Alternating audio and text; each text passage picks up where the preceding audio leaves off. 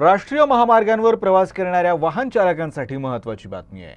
FASTag annual pass आता महाग होणार असून 1 एप्रिलपासून नव्या दरांची अंमलबजावणी होणार आहे। NHAI कडून वार्षिक पासच्या किमतीत वाढ करण्यात आली आहे। राष्ट्रीय महामार्ग प्राधिकरणाने फास्टॅग ॲन्युअल पासच्या किमतीत 75 रुपयांची वाढ केली आहे। आधी 3000 रुपयांना मिळणारे हे पास आता 1 एप्रिलपासून 3075 रुपयांना मिळणार आहे।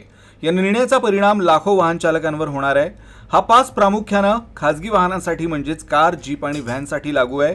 या पासमध्ये 1 वर्षाची वैधता किंवा 200 टोल प्रवास जे आधी पूर्ण होईल अशी सुविधा मिळते।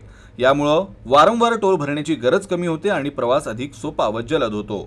तर या दरवाढीमागे ऑपरेशन आणि देखभाल खर्च वाढ हे मुख्य कारण असल्याचं सांगितलं जात आहे।